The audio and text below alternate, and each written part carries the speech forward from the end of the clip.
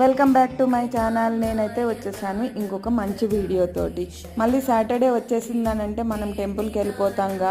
ఈరోజు అయితే మరీ స్పెషల్ ఏంటి అని అంటే నేను గోమేధికం ఉంగరం చేయించుకున్నాను అనమాట.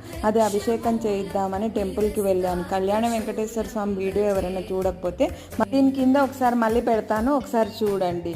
2 years అయిందిట టెంపుల్ కట్టి, అందుకనే బ్రహ్మోత్సవాలు అవుతున్నాయి. చాలా చాలా బాగా జరుగుతుంది. అమ్మవారిని చూడండి ఎంత బాగా అలంకరించారో. ఈ జన్మ ధన్యం అనిపించింది అమ్మవారిని. 2 కళ్ళు చాలు. అభిషేకం అయితే అన్ని